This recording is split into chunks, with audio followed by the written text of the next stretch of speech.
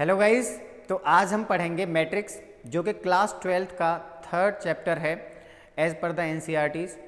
और यह चैप्टर में से अक्सर करके बोर्ड एग्ज़ाम में बढ़िया लेवल के क्वेश्चन पूछे जाते हैं और इसको हम बिल्कुल जीरो लेवल से बिल्कुल बेसिक से एडवांस तक पूरा सीखेंगे। इस पर अच्छे से अच्छे जो प्रीवियस ईयर में क्वेश्चन बने हैं वो भी डिस्कस करेंगे और जो आपके एनसीईआरटीज़ के एग्जाम्पल्स हैं कुछ और जो एनसीईआरटी के अच्छे क्वेश्चन हैं उनको भी डिस्कस करेंगे। सारे कॉन्सेप्ट्स बहुत ही ईजिली आप समझेंगे यहाँ पे और पूरे चैप्टर को बहुत आसानी से समझने की कोशिश करते हैं। आइए देखते हैं। देखिए, ये introduction and order of matrix जो आपका पहला टॉपिक होगा मैट्रिक्स में, उसको अभी हम डिस्कस करेंगे। देखिए यहाँ पे जो मैट्रिक्स है उसका यूज क्यों किया जाता है। सबसे मेन चीज़ यही है कि मैट्रिक्स की हमको ज़रूरत क्यों पड़ती है। ये दो इक्वेशंस आपको दिख रहे होंगे, 2x + 3y = 5 and 4x + 5y = 9।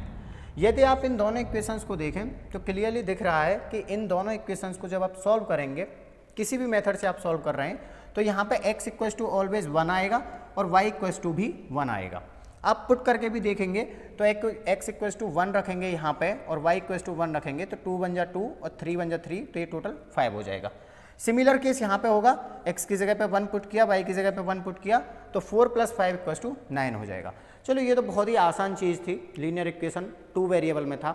लेकिन अगर हम बात करें 3 वेरिएबल का केस, जो कि ये आपको दिख रहा होगा, 3 वेरिएबल में क्या होता है कि आप कहीं ना कहीं किसी एक वेरिएबल की वैल्यू 2 वेरिएबल्स के टर्म्स में निकाल रहे होते हैं और इन बाकी के 2 में इस जो आपने x की वैल्यू निकाली है इनमें दोनों में रख रहे होते हैं और बार बार वैल्यू पुटिंग कर करके आप किसी भी एक जो वेरिएबल होता है उसको पूरी तरह से एलिमिनेट कर रहे होते हैं और बाकी के 2 में आप इक्वेशंस बना रहे होते हैं। जैसे आपका ये जो 2 में बना हुआ है इक्वेशन, अब ऐसे करके भी आप सॉल्व कर रहे होते हैं।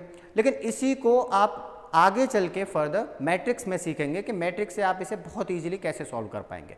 वो अभी हम जैसे जैसे आगे डिस्कस करेंगे उसमें आपको सीखने को मिलेगा। तो इम्पोर्टेंट ये है कि आप बड़े से बड़े लीनियर इक्वेशंस को मैट्रिक्स की हेल्प से बहुत ही ईजी वे में समझ सकते हैं, इसीलिए मैट्रिक्स की हमको ज़रूरत पड़ती है। अब मैट्रिक्स की मैथ से अलग हमको कहाँ ज़रूरत पड़ती है। रोबोटिक्स में हमको बहुत ज़रूरत पड़ती है, बिजनेस इकोनॉमी में हमको बहुत ज़्यादा ज़रूरत पड़ती है और कंप्यूटर बेस्ड जो एप्लीकेशंस होते हैं वहाँ पे भी हमको मैट्रिक्स को पढ़ना चाहिए और आगे चल के आप मैट्रिक्स को सीखते हैं। आइए और आगे डिस्कस करते हैं मैट्रिक्स को। तो मैट्रिक्स होता क्या है, अब यहाँ से आपका सिलेबस पूरी तरह से स्टार्ट होता है कि मैट्रिक्स वास्तव में क्या चीज़ होती है। तो मैट्रिक्स की यहाँ पे डेफिनेशन क्या लिखी हुई है कि matrix is an arrangement of complex numbers. Complex आप अच्छे से जानते हैं कि कॉम्प्लेक्स नंबर्स वो नंबर्स होती हैं जो कि real plus imaginary. Means complex number आप अच्छे से जानते होंगे कि 2 नंबर्स ऐसी जो रियल और इमेजिनरी दोनों से मिलके बन रही हैं उनको आप कॉम्प्लेक्स नंबर बोलते हैं, जो कि आपका 11th क्लास का एनसीईआरटी का टॉपिक है। अब कॉम्प्लेक्स नंबर्स का एक ऐसा अरेंजमेंट होता है, किस फॉर्मेट में होता है, ये रेक्टेंगुलर फॉर्मेट में होगा। अब रेक्टेंगुलर फॉर्मेट में कुछ इस तरह से होता है कि वहाँ पे आपको हॉरिजॉन्टल लाइंस और वर्टिकल लाइंस, अब हॉरिजॉन्टल लाइंस और वर्टिकल लाइंस होती कैसी हैं उनको भी आपको दिखाई देते हैं। देखिए, हॉरिजॉन्टल लाइंस होंगी जो पैरेलल होंगी, पैरेलल इन द सेंस जो एक दूसरे पे 0 डिग्री का या 180 डिग्री का एंगल बना रही होती हैं। अब वर्टिकल लाइंस कैसी होती हैं, वर्टिकल होती हैं जो परपेंडिकुलर होती हैं, एक दूसरे के बिल्कुल 90 डिग्री पे एंगल्स जो बना रही होती हैं। तो ये जो है परपेंडिकुलर लाइंस होंगी। हॉरिजॉन्टल लाइंस और वर्टिकल लाइंस का एक ऐसा मतलब अरेंजमेंट होता है, उसमें आप क्या क्या रख सकते हैं, नंबर्स रख सकते हैं, एलिमेंट्स रख सकते हैं, सिंबल्स रख सकते हैं और फंक्शंस रख सकते हैं, और भी बहुत सारी चीज़ें आप इसमें रख सकते हैं। ये रेक्टेंगुलर फॉर्मेट में मिलेगा, पहली चीज़ जो इम्पोर्टेंट है। दूसरा, किस फॉर्म में होंगी वो रेक्टेंगुलर जो चीज़ें हैं अंदर आप जिनको रख रहे हैं, नंबर्स, एलिमेंट्स, सिंबल्स, ये जितनी भी चीज़ें होंगी ये किस फॉर्मेट में रखी गई होंगी। पहली बात, रेक्टेंगुलर फॉर्मेट में रखी गई होंगी और रखी किस वे में गई होंगी, या तो वर्टिकल लाइंस के थ्रू रखी गई होंगी या फिर हॉरिजॉन्टल्स के द्वारा। अब आगे बढ़ते हैं कि जनरल मेथड में अगर हम देखें तो मैट्रिसेस जो होती हैं वो डिनोट की जाती हैं कैपिटल लेटर से, जो आपके अल्फ़ाबेट के कैपिटल्स होते हैं, ABCD XYZ, किसी से भी आप अल्फ़ाबेट्स में जो कैपिटल लेटर होता है उससे डिनोट करेंगे हमेशा, ये आपको फिक्स रखना है। अब here the numbers used in a matrix are called elements of a matrix. ये बहुत खास चीज़ है जो भी आप मैट्रिक्स के अंदर डाल रहे होते हैं वो क्या कहलाएगा, एलिमेंट्स कहलाएंगे मैट्रिक्स के। एक पॉइंट छूट गया, उसको भी देख लेते हैं। The arrangement of numbers of a matrix is enclosed by the brackets. अब कौन से ब्रैकेट के द्वारा इनक्लोज किया जाता है, इसको हमेशा बिग ब्रैकेट के द्वारा इनक्लोज किया जाता है। मैट्रिक्स में जो कुछ भी रखा जाता है, अब रखा क्या जाता है वो चीज़ आपको पता चल गया होगा कि एलिमेंट्स रखे जाते हैं, जो भी वहाँ पे नंबर्स होते हैं या सिंबल्स होते हैं या फिर एलिमेंट्स हो सकते हैं या फिर फंक्शंस हो सकते हैं। तो इनको आप किस में रखेंगे, एक बिग ब्रैकेट, एक कैपिटल ब्रैकेट जो बहुत बड़ा ब्रैकेट माना जाता है मैथ्स में, इसमें आप अंदर इनको रखेंगे। They are denoted by A B C. अब किनको ए बी सी से, स्मॉल ए बी सी से किसको डिनोट किया जाता है, जो आपके एलिमेंट्स थे मैट्रिक्स के अंदर जो आप पुट कर रहे हैं, जिनको आप अंदर रखेंगे, ए बी सी हो सकता है, यहाँ पे डी ई एफ हो सकता है, इनको जब आप अंदर पुट कर रहे होंगे तो वो क्या कहलाएंगे, मैट्रिक्स के एलिमेंट्स कहलाएंगे। इससे आगे डिस्कस करते हैं। अब देखिए, the horizontal lines of numbers in a matrix are called rows. जो हॉरिजॉन्टल लाइंस होंगे, हॉरिजॉन्टल वही है अभी जो आपको बताया, जो पैरेलल होंगी, ये सभी क्या होंगी, हॉरिजॉन्टल लाइंस होंगी। ये सब हॉरिजॉन्टल हैं। ये सब हॉरिजॉन्टल लाइंस क्या कहलाती हैं, यही सब कहलाती हैं रोज। ठीक है। अब वर्टिकल लाइंस क्या कहलाएंगी, जो वर्टिकल लाइंस अभी आपको डिस्कस किया था इससे पहले कि वर्टिकल लाइंस कैसी होती हैं, जो परपेंडिकुलर होती हैं, जो 90 डिग्री के एंगल्स पे एक दूसरे से प्लेस होती हैं। तो ये जो लाइंस होंगी, जो वर्टिकल लाइंस होंगी, उनको क्या बोलेंगे आप, कॉलम्स बोलेंगे। अब यहां पे एग्जांपल के तौर पे दिया गया है 2 है, ये 3 है, और 2 और 3 को अच्छे से नोटिस करो। अगर हम 2 और 3 को ऐसे करके पढ़ते हैं तो ये किस फॉर्मेट में आ रहा है, ये हॉरिजॉन्टल को लिंक करा रहा है या फिर कॉलम्स को, मतलब वर्टिकल्स को। आपको दिख पा रहा होगा कि ये जो 2 और 3 हैं, ये दोनों के दोनों किसको लिंक कर पा रहे हैं, एक दूसरे से किस तरह से एसोसिएटेड हैं, ये एसोसिएटेड हैं कैसे, हॉरिजॉन्टल लाइंस के थ्रू। अब यदि इसकी बात करें, इनकी बात करें, ये और ये, मतलब 2 और 4 और 3 और 5, ये किस तरह से एक दूसरे से एसोसिएटेड हैं, ये एक दूसरे से रिलेटेड हैं कॉलम्स के थ्रू, क्योंकि ये वर्टिकल फॉर्मेट में है। यहाँ पे दिख भी रहा होगा आपको कि 2 और 3, ये जो देखो लाइन, ये वाली जो लाइन है, ये दिखा रही है कि ये R1 है, और यहाँ पे ये शो कर रहा है कि ये R2 है। मीन्स फर्स्ट रो को डिनोट कर रहे हैं 2 और 3, और 4 और 5 डिनोट कर रहे हैं सेकेंड रो को। अगर हम यहाँ पे डिस्कस करें तो ये जो है, ये कॉलम 1 को डिनोट कर रहा है, जो परपेंडिकुलर है 2 और 4 के साथ, और ये डिनोट कर रहा है C2 को, मीन्स कॉलम 2 को, जो 3 और 5 के साथ है। आपको अच्छे से दिख पा रहा होगा जो भी यहाँ पे दिया गया है example. This is called a matrix. यही होता है मैट्रिक्स का असली फॉर्मेट। जो आगे चल के आप बड़ी बड़ी मैट्रिक्स देखेंगे वो सब यहीं से मिलके बन रही होंगी। आगे बढ़ते हैं कि notation of rose and columns.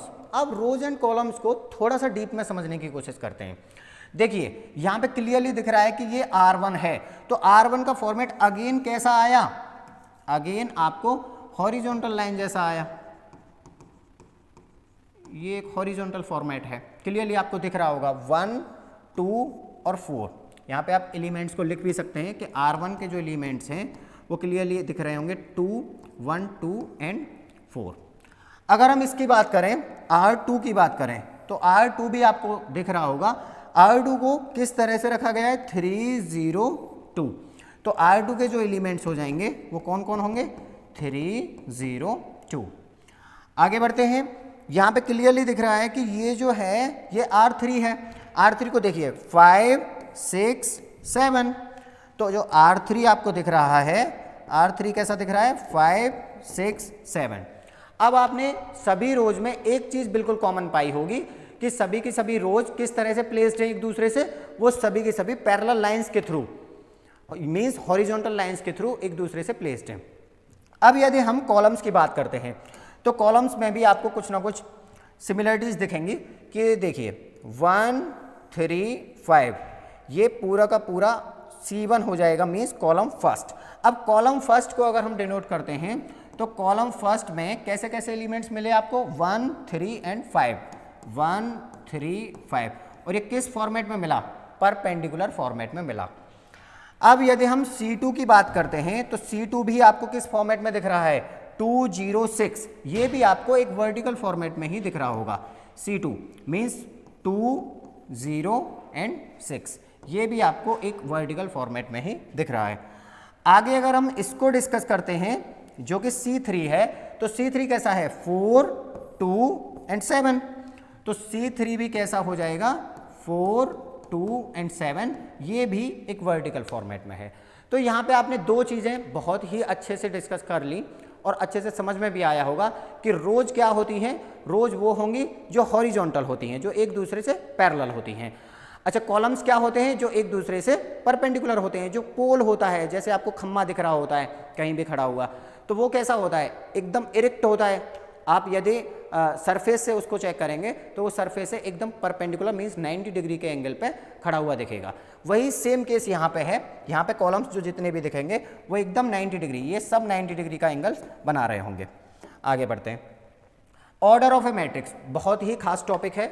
इसको आप ऐसा बोल सकते हैं कि रोज और कॉलम्स समझने के बाद सबसे जो जरूरी चीज़ है, और ये लास्ट तक आपका पीछा नहीं छोड़ता है, ऑर्डर ऑफ मैट्रिक्स, जिसकी सबसे ज़्यादा जरूरत पड़ती है मल्टीप्लिकेशन ऑफ 2 मैट्रिसेस या फिर multiplication of more than 2 matrices. वहाँ पे जब आप निकाल रहे होते हैं, प्रोडक्ट जब निकाल रहे होते हैं मैट्रिसेस का, वहाँ पे बहुत ज़्यादा इसकी ज़रूरत होती है। तो ऑर्डर ऑफ मैट्रिक्स होता क्या है, का a matrix with m rows and n columns is said to be order m into n। अब यदि जिस भी मैट्रिक्स में m रोज होंगी, नंबर ऑफ रोज अगर वहां पे आ रही हैं m, और नंबर ऑफ कॉलम्स जो आ रहे हैं वो n आ रहे हैं, तो उसको आप कैसे डिनोट करेंगे, m इंटू n, ये कहलाएगा उसका ऑर्डर। ये हमेशा ऑर्डर ऑफ मैट्रिक्स होगा। m यहां पे किसको डिनोट कर रहा होगा, फर्स्ट वाला। हमेशा याद रखना है कि फर्स्ट वाला डिनोट करेगा रोज को, एंड जो सेकंड वाला होगा वो हमेशा नंबर ऑफ कॉलम्स को डिनोट करेगा। आगे समझते हैं, एग्जाम्पल को देखते हैं। 1 2 3, ये पहली रो हो गई इसकी R1। 4 5 6, ये देखिए ये R2 हो गई, और 7 8 9 ये R3 हो गई। अब यदि हम कॉलम की बात करते हैं तो कॉलम में भी आपको कुछ ना कुछ दिख रहा होगा।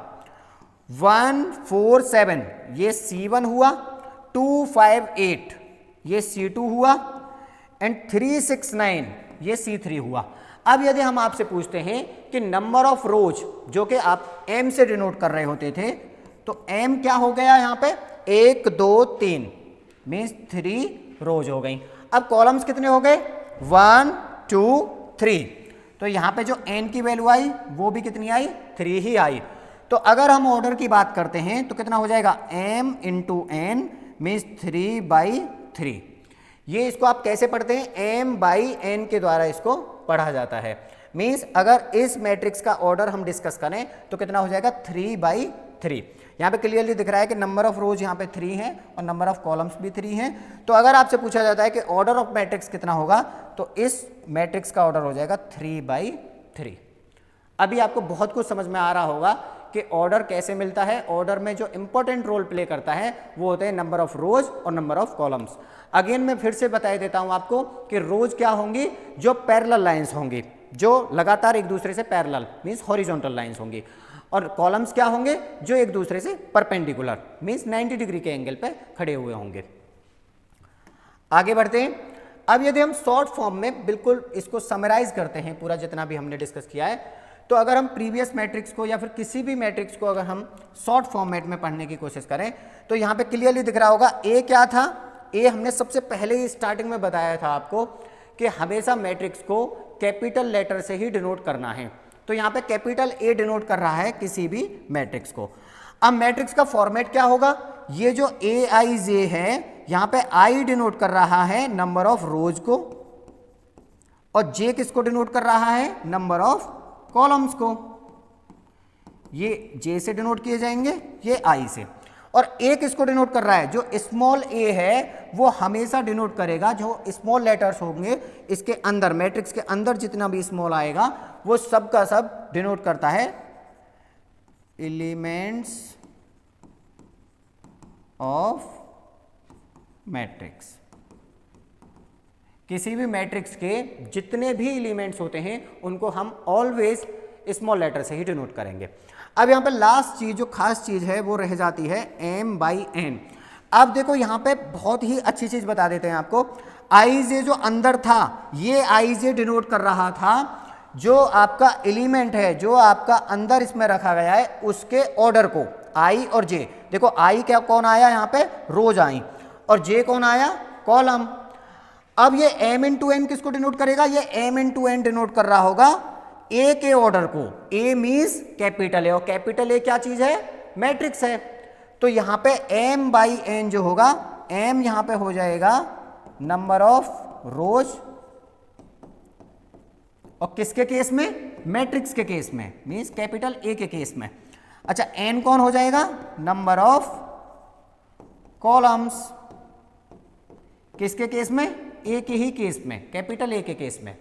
अच्छा I और J कौन थे, I और J थे स्मॉल a के केस में नंबर ऑफ रोज और नंबर ऑफ कॉलम्स, उसको डिनोट कर रहे थे। आगे सीखते हैं। अब देखिए expanded form of Aij m into n, यहां से आपको पूरे मैट्रिक्स का पोस्टमार्टम होता हुआ दिखेगा। Aij किसको डिनोट कर रहा है, यहां पे जो स्मॉल a आया है और स्मॉल i है और स्मॉल ही j है, जो मतलब मैट्रिक्स के अंदर डाला गया है, वो हमेशा एलिमेंट को डिनोट करेगा। अब यहाँ पे जितने भी a से रिलेटेड ये दिख रहे हैं स्मॉल a से, ये सब के सब इसके एलिमेंट्स हो गए। अब आपको कुछ ना कुछ यहाँ पे अगर इस रो को आप देखते हैं जो कि R1 है, क्लियरली दिख रहा है कि फर्स्ट रो है जो कि R1 है, इस फॉर्मेट में लिखी गई है। यहाँ पे एक चीज आप नोटिस कर पा रहे होंगे कि ये फर्स्ट वाला जो 1 है ये हर केस में फिक्स है, ये प्रत्येक केस में पूरी तरह से फिक्स है ना। अब चेंज कौन हो रहा है, चेंज हो रहे हैं कॉलम्स। ये फर्स्ट कॉलम तो 1 आया, सेकेंड कॉलम 2 आया, थर्ड कॉलम 3 आया, और ये nth कॉलम हुआ तो यहाँ पे n आया। लास्ट तक देखिए यहाँ पे नीचे कुछ भी चेंज नहीं हुआ है। अगर हम n के केस में बात करें तो n बिल्कुल भी चेंज नहीं हुआ है लास्ट तक। चेंज कौन हुआ है, ये फर्स्ट लेटर, मीन्स 1 2 3 और ये m तक। मीन्स अगर आप ऊपर से नीचे की तरफ देख रहे हैं तो आपको क्या चेंज होता हुआ दिख रहा है, आपको नंबर ऑफ रोज चेंज होती हुई दिख रही हैं लगातार। क्योंकि यहाँ पे देखिए नंबर ऑफ कॉलम तो यहाँ पे फिक्स है, ये वाला फिक्स है, मतलब ये nth कॉलम है। और यदि हम इधर बात करें तो ये फर्स्ट कॉलम है, फर्स्ट कॉलम पूरी तरह से फिक्स है। चेंज कौन हुआ, सेकेंड रो, थर्ड रो और ये mth रो। सिमिलरली अगर हम इस वाले की पोजीशन की बात करते हैं, इस एलिमेंट की पोजीशन की, तो मीन्स ये 2 2 जो डिनोट कर रहा है, ये 2 फर्स्ट वाला 2 डिनोट कर रहा है सेकेंड रो को, और लास्ट वाला जो 2 है ये डिनोट कर रहा है सेकेंड कॉलम को। अगर आप किसी भी एलिमेंट की पोजीशन की बात करते हैं, जैसे इसकी बात करते हैं, तो ये डिनोट कर रहा है mth रो को। यहाँ पे रो जितनी भी होगी वो Rm होगी, मीन्स mth रो की बात हो रही है। यहाँ पे ये mth रो को डिनोट कर रहा है और ये थर्ड कॉलम को डिनोट कर रहा है। अब यदि आपसे बोला जाता है कोई भी नई रो या नया कॉलम आप अपनी तरफ से इसमें ऐड करिए, तो आप क्या ऐड करेंगे। जैसे आपसे बोला जाता है कि फोर्थ रो को, इसमें यदि आपसे बोला जाता है Aij की जगह पे, यहाँ पे आपसे बोला जाता है कि फोर्थ रो को आप अपनी तरफ से ऐड करिए, और कॉलम भी आपको अपनी तरफ से ही ऐड करके यहाँ पे लिखना है। तो आप मेरे को बताइए क्या लिखेंगे यहाँ पे। तो क्लियरली दिख रहा है कि अगर यहाँ पे फोर्थ रो आई होगी तो कहीं यहाँ आई होगी, तो मीन्स 4 1 4 2 4 4, और ये लास्ट तक कहाँ तक जाएगा, 4n तक जाएगा। क्योंकि क्लियरली दिख रहा है कि लास्ट वाला जो कॉलम है वो nth कॉलम बैठा हुआ है।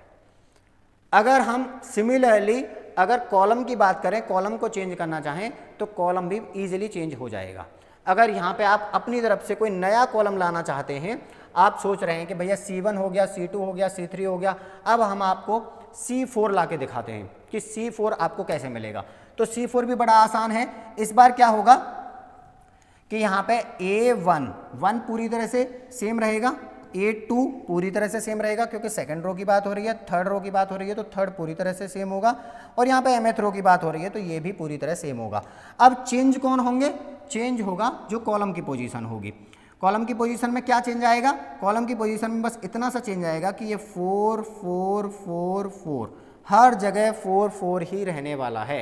रोज को आपने अपने अकॉर्डिंग सेटल कर दिया क्योंकि फर्स्ट रो थी तो यहाँ पे 1 आया, सेकंड रो थी तो 2 आया, थर्ड रो थी तो 3 आया और mth रो के लिए m आया। लेकिन अगर बात हो रही है C4 की, मीन्स कॉलम के केस में ये 4 हमेशा फिक्स रहेगा। ये चीज़ें आपको अच्छे से समझनी है। अब पूरा का पूरा जो गेम है आपको ये समझ में आ रहा होगा कि मैट्रिक्स में कुछ भी नहीं है, बस सबसे आसान चीज़ है कि आप कैसे भी करके नंबर ऑफ रोज और नंबर ऑफ कॉलम्स को समझ जाओ कि रोज को कैसे प्लेस करना है और कॉलम्स को कैसे प्लेस करना है। पोजीशन आपको समझ में आ रही होगी कि रोज की और कॉलम्स की कैसे आपको रखनी है। आगे समझते हैं अब कुछ क्वेश्चंस, इनसे आपको पूरा का पूरा कॉन्सेप्ट जो अब तक समझाया है, जितना भी आप मैट्रिक्स पढ़े हो सीखे हो, वो अब यहाँ से क्लियर होगा। पहला क्वेश्चन आपको दिया गया है, ये कोई मैट्रिक्स दी गई है, A = 1 2 3 4, लिख देते हैं अच्छे से 1 2 3 4। अब आपसे बोला गया the number of rose in matrix A is. अब नंबर ऑफ रोज, यहीं से आपने जो सीखा है आप फटाक से आंसर देंगे कि नंबर ऑफ रोज कहाँ पे डिनोट की जाएंगी। ये देखिए, जो पैरेलल लाइंस होंगी वही तो नंबर ऑफ रोज होंगी। तो अगर हम पैरेलल लाइन की बात करें तो पहली पैरेलल लाइन ये होगी 1 और 2 को जो डिनोट कर रही होगी। दूसरी अगर हम पैरेलल बॉक्स बनाएं इसके ही, तो ऊपर वाले के पैरेलल, तो 3 और 4 हो जाएगा। तो ये R1 हुआ, ये R2 हुआ। तो अगर यहाँ पे आपसे बोला जाता है कि नंबर ऑफ रोज कितनी हो जाएंगी, 2 हो जाएंगी। अगर आपसे बोला जाता है कि नंबर ऑफ कॉलम्स इसमें कितने होंगे, तो कॉलम्स मीन्स जो परपेंडिकुलर हैं, ऐसे और ऐसे, ये C1 ये C2 दोनों के दोनों परपेंडिकुलर हुए, तो परपेंडिकुलर फॉर्मेट में कितने यहाँ पे कॉलम्स प्लेस हैं, 2। अगर आपसे लास्ट चीज जो पूछी जाती है कि ऑर्डर ऑफ मैट्रिक्स A, अगर आपसे मैट्रिक्स A का ऑर्डर पूछा जाता है तो ऑर्डर कैसे निकाल रहे होते हैं आप, number of rose into number of columns, means 2 × 2। एक खास चीज और बताए देते हैं कि अगर आपको ऑर्डर पता है कि ऑर्डर ये है 2/2, तो यहां से आप ये भी पता कर सकते हैं कि एलिमेंट्स इन मैट्रिक्स A, तो एलिमेंट्स इन मैट्रिक्स A क्या होगा, 2 2 जा 4, मीन्स 4 जो हो जाएंगे इसमें टोटल एलिमेंट्स हो जाएंगे 1 2 3 4, टोटल 4 ही तो एलिमेंट हैं। तो मीन्स आपने क्या सीखा कि आप ऑर्डर से, मतलब आप किसी भी मैट्रिक्स के ऑर्डर से नंबर ऑफ एलिमेंट्स को भी बहुत इजीली फाइंड आउट कर सकते हैं। अगला क्वेश्चन समझते हैं। अगला क्वेश्चन दिया गया है कि ऑर्डर ऑफ A, यहां पे आपको ऑर्डर ऑफ A पूछा गया है। मैंने अभी आपको बताया था 3 ही तरह के या 4 तरह के क्वेश्चन इस पे बन सकते हैं। नंबर ऑफ रोज पूछ सकता है, नंबर ऑफ कॉलम्स पूछ सकता है, ऑर्डर ऑफ मैट्रिक्स पूछ सकता है, या फिर एलिमेंट्स इन अ मैट्रिक्स ये भी पूछ सकता है। तो अगर आपसे यहीं पे इस क्वेश्चन को करने को दिया जाए तो नंबर ऑफ रोज को आप सबसे पहले लिखेंगे, कितनी है, 2 है। नंबर ऑफ कॉलम्स को आप लिखेंगे तो 1 2 3 मीन्स 2/3। कौन सा option, B option completely right है। अब लास्ट क्वेश्चन देखते हैं। यदि A इतना दिया गया है तो ऑर्डर ऑफ A, अगेन आपसे ऑर्डर ऑफ A ही पूछा गया है, तो यहाँ पे नंबर ऑफ रोज कितनी दी गई हैं, नंबर ऑफ रोज 3 है, 3 हो गया। नंबर ऑफ कॉलम्स कितने दिए गए हैं, 2 हैं, तो 3/2। 3/2 मीन्स फर्स्ट ऑप्शन पूरी तरह से सही हो जाएगा। ये बिल्कुल बेसिक और इंट्रोडक्टरी क्लास थी मैट्रिक्स के ऊपर। इससे आगे हम टाइप्स ऑफ मैट्रिसेस और आगे जितने भी एडवांस लेवल के और प्रीवियस ईयर क्वेश्चन बने हैं वो सबको डिस्कस करते हुए चलेंगे धीरे धीरे। अभी ये बिल्कुल बेसिक क्लास थी, अच्छे से समझ में आया होगा। उम्मीद करते हैं कि आगे भी आप इस चैनल को, हमारे डायमंड अकेडमी जो चैनल है, इसको सब्सक्राइब करेंगे और आगे भी ऐसी ही यूज़फुल वीडियोज़ के लिए हमको सपोर्ट करिए। Thank you so much.